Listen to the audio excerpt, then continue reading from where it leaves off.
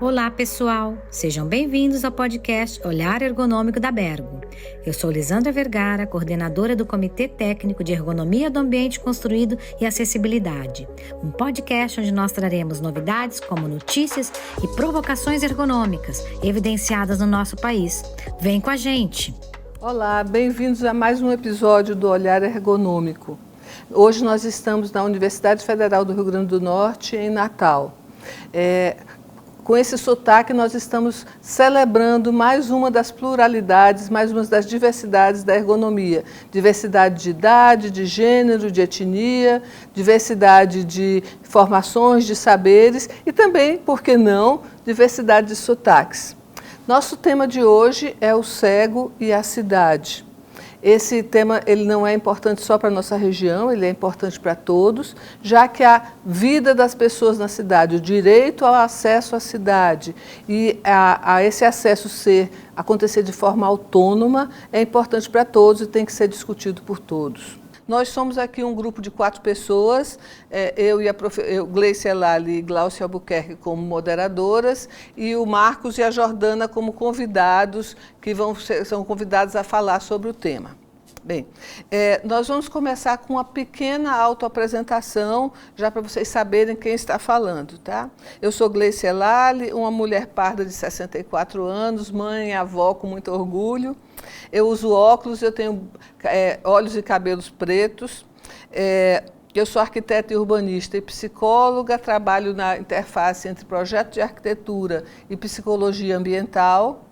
E meus temas favoritos são percepção e cognição ambiental, acessibilidade e essa questão de docilidade ambiental. Eu sou Glaucia Albuquerque, sou uma mulher de 50 anos, tenho cabelos longos, loiros, olhos castanhos, sou arquiteta, professora da graduação e da pós-graduação daqui do curso de arquitetura da UFRN.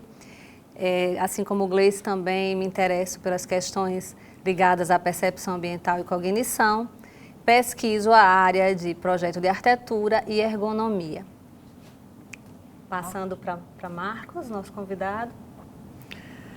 Eu sou Marcos Antônio da Silva, bacharel em Direito, totalmente cego. Minha altura é 1,59 m. É isso. Eu sou Jordana, arquiteta, tenho uma estatura mediana, cabelo pintado aí de louro e tenho a pele clara. A mobilidade das pessoas na cidade não é simples para nenhuma pessoa. Todos nós nos deparamos com essas pequenas dificuldades do dia a dia, às vezes é um degrau muito alto, às vezes é uma dificuldade para atravessar a rua e com certeza para as pessoas que não conseguem enxergar, para as pessoas cegas, essas dificuldades são muito maiores. Porque há muito improviso e há muitas dificuldades que se acumulam nesse meio urbano. Bem, Marcos, como presidente do Instituto de Cegos do Rio Grande do Norte, como uma pessoa cega, sempre cega, o que você nos diz sobre as relações das pessoas cegas com a cidade? Onde é que estão os problemas, onde é que estão as dificuldades? A nossa relação com a cidade é muito desafiadora, tendo em vista que já foi feito algo na nossa cidade, né? Já foi feita algumas adaptações, mas mesmo assim ainda se tem muitos desafios. Eu digo que uma das grandes dificuldades da pessoa cega é caminhar nos passeios públicos, porque há muitos passeios que não estão adequados para um caminhar seguro. Vamos dizer, o caminhar lá ali do Forte dos Reis Magos, ali é um caminhar que dá uma insegurança a nós, pessoas cegas, porque ainda não tem as adequações necessárias de segurança. Vocês cegos, vocês que têm dificuldade de visão, vocês têm todo um treinamento. O Instituto de Cegos faz um treinamento. Como é que funciona isso? Nós oferecemos lá no Instituto de Cegos aulas de orientação, locomoção e mobilidade, que consiste em como manusear a bengala para identificar obstáculo e ser um guia para nós. Então, com a bengala, podemos observar o percurso, identificar inclusive obstáculos como poças de água, postes, buracos na calçada ou mesmo degraus. Então, a bengala é o nosso guia mais seguro que nós temos. E qual é o tipo de obstáculo mais difícil? São os objetos colocados sobre as calçadas, obstruindo a nossa passagem, como cestos de lixos colocados inadequadamente, carros e motos estacionados nas calçadas. E tem algo também bem interessante, que é os vendedores ambulantes, que apesar de muitas vezes as políticas sociais considerar que eles estão obstruindo uma passagem, eles têm prestado um serviço relevante, eu digo, às pessoas cegas e às pessoas analfabetas, quando isso principalmente fica em ponto de ônibus, porque eles orientam qual ônibus que nós desejamos pegar. Muitas vezes dentro do comércio, queremos ir a alguma loja, tem vendedores ambulantes que dizem assim, olha, você quer ir para onde? Nós falamos para onde queremos ir e eles prontamente dizem para o colega, olha aí a minha banquinha e eu vou deixar aqui esse moço ou esse ceguinho lá no ponto que ele quer ir. E isso traz um conforto para nós e uma gratidão a essas pessoas que estão ali num trabalho informal, mas prestando um serviço relevante a essa comunidade de pessoas que tem uma limitação. É importante o envolvimento, né, da sociedade com a questão. E você, Jordana, você fez uma tese, né, sobre esse assunto.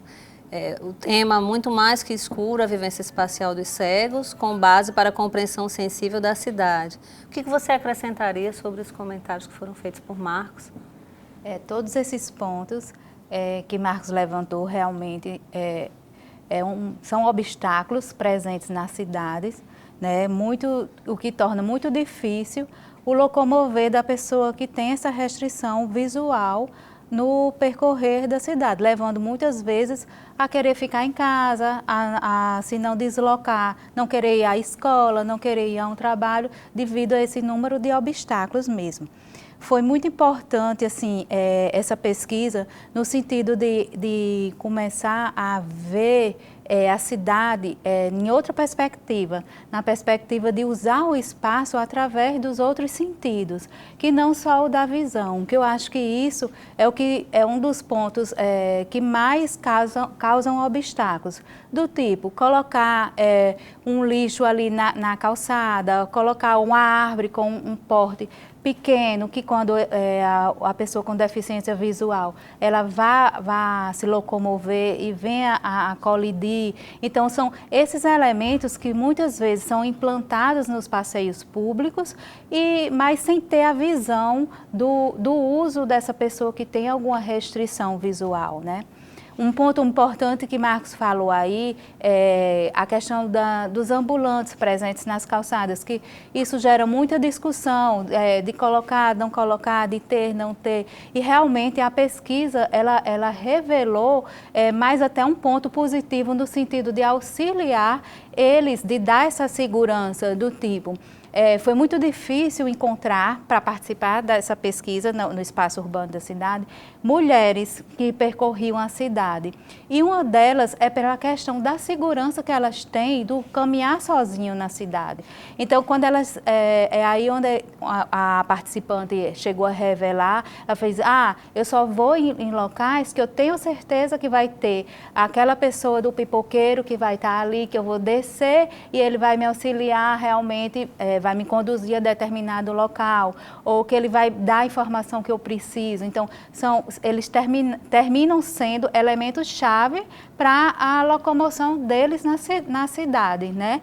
E aí é onde a gente tem que pegar esses elementos e ver como é que a gente pode organizar a cidade com eles presentes, né, com o ambulante presente, para proporcionar essa locomoção segura para as pessoas que têm essa restrição visual. Essa busca pela cidade sensível serve para o Marcos e para você. O que é que a gente pode fazer para ter uma cidade sensível em termos de 5 sentidos?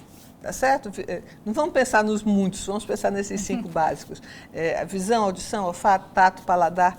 Como é que essa arquitetura da cidade pode ajudar nisso?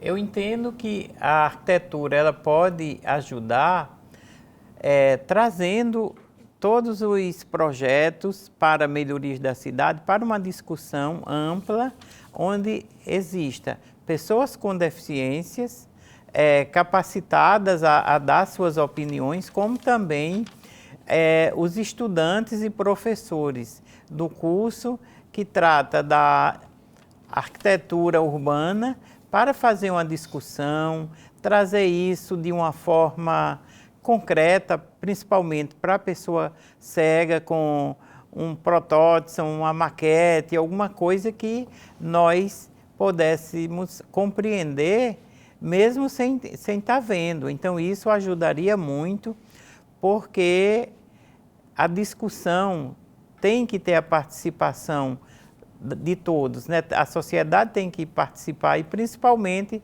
aquelas pessoas que moram na cidade, que vivem o dia a dia de suas dificuldades.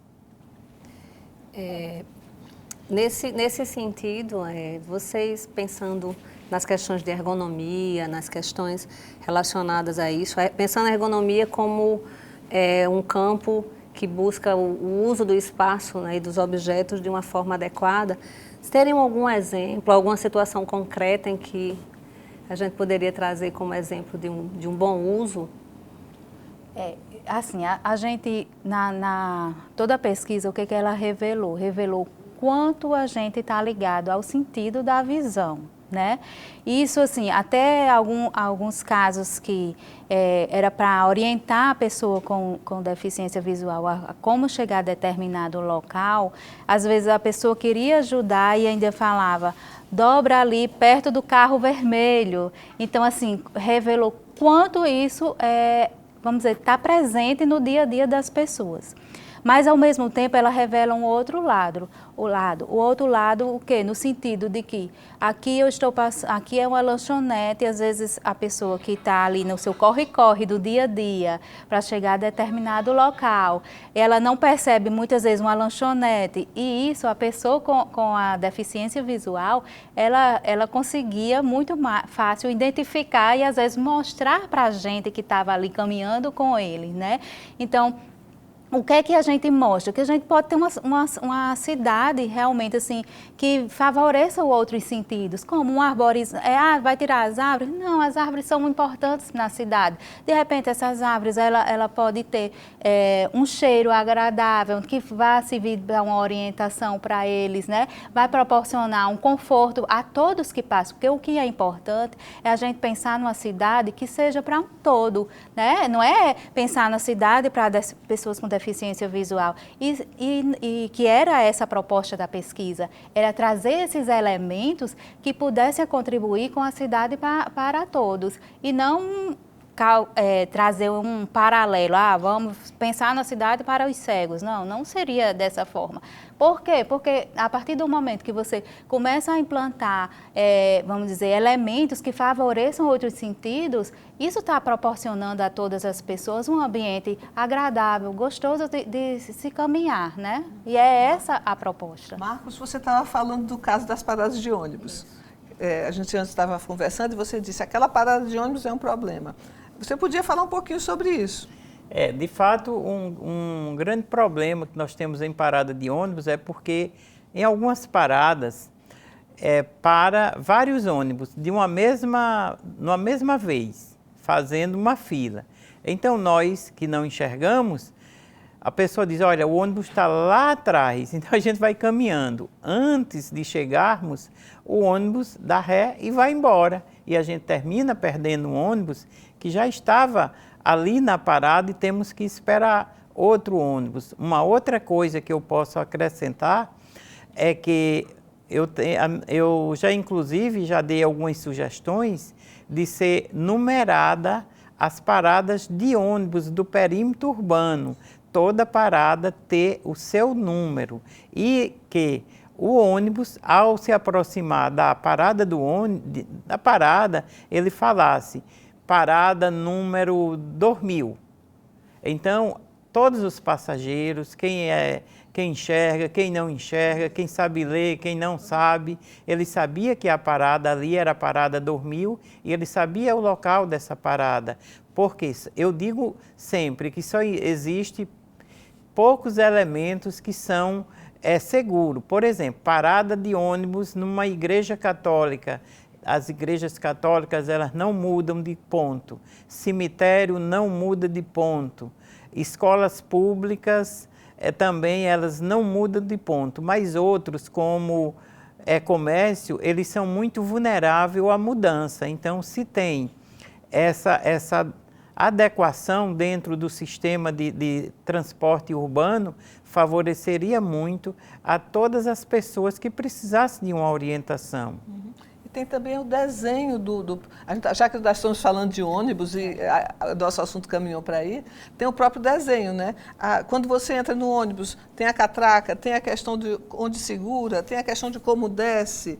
Eu acho que tudo isso é experiência para transformar em design. É verdade. Olha, tem ônibus que ele vem com aquele varão bem próximo ao teto, então eles caminham, o varão vai numa reta, de repente ele muda e sobe aquele varão, deixando muitas vezes nós cegos sem apoio. Por quê?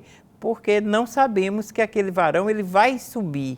Temos que primeiro penar um pouco, levar uns tombos para depois conseguir identificar o local que precisamos nos apoiar para não sofrer uma queda. Mas não só para o cego, né? Entra toda a questão da diversidade, das pessoas de baixa estatura, grávidas, do idosos. Ponto de ônibus, um aspecto muito importante é saber locar essa parada de ônibus na calçada, né?